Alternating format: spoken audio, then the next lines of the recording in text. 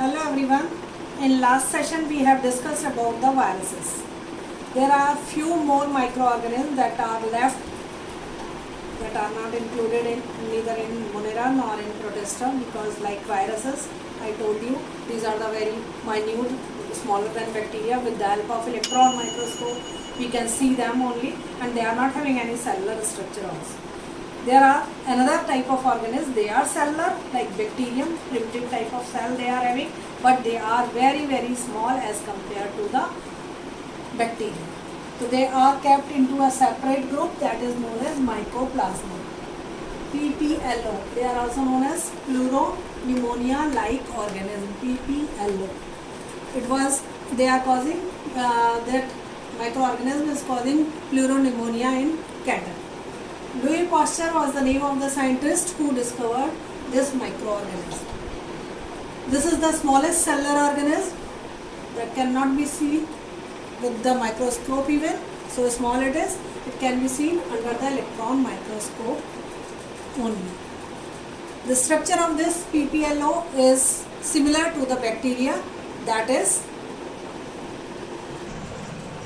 it bears plasma membrane around the body. Plasma membrane is present, a coating of protein is present around it. It bears ribosomes that are present with complete protein synthetic machinery. Ribosomes are present, and they are not having well developed nucleus, but you can say the strand of genetic material DNA is present in the form of nucleotide. They are having 40 enzymes that are present inside the cytoplasm.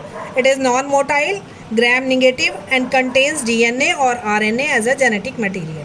There are many diseases that are caused due to mycoplasma, like little leaf of brinjal, sandal spike, citrus greening, grassy shoot of sugarcane, rice yellow dwarf, cotton stenolysis. These are the different diseases that are caused due to this mycoplasma only. Second group is that of lichen. Lichen is an association, symbiotic association of an algae and fungi.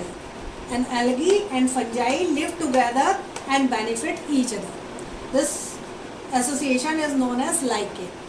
The fungal part of the lichen is known as mycobiome, and algal part of the lichen is known as phycobiome. According to the structure of association, they are further divided into three types: crustose type, foliose type, and fructose type. There are three types of lichen present today. Crustose lichens show crust-like structure. You can say crust-like growth. Thallus is very small in size and irregularly lobed it is having. Thallus is embedded in the substratum, and small fruiting bodies may be visible on the surface of this thallus. Foliose type, as you can see, it is having forked leaf-like structure, foliose, and this is the thallus is attached to the substratum here also with the help of rhizines. Rhizines are the root-like structure. On the lower surface of the thallus they are present, and upper side show the number of fruiting bodies. The reproductive bodies are quite prominent, like a cup you can see on the surface of the thallus. These are foliose lichens are usually tricolorous, having many colors and present in the hilly areas, trees of the hilly areas. Third is the fructilose lichen. These lichens are cylindrical, you can see here, well branched, and pretend hair-like outgrowths are present. Thallus is usually found attached to the tree trunk. At the tip of the branch, large apothecial type of fruiting bodies are present. You can say these are the fruiting bodies. These are present, and thallus look like a mini shrub. You can say shrublet. Conspicuous hairy growth is present on the surface of the thallus. These are the different types of lichens. Another association is known as mycorrhiza. It is a root fungal association. There are certain fungi that live on the surface of near the root of the other plant, mainly especially gymnosperms, or inside the root of plants. So if they are living near the root of the plant, that association is known as ectotrophic mycorrhizae. Or if they are living inside the root of the plant, then it is known as endotrophic mycorrhizae. So there are two types of mycorrhizae. In Pinus, mycorrhizal roots are found in the upper zone of the soil. You can say they are present, that is the example of ectotrophic mycorrhizae. Or if they are present inside, then it is known as endotrophic.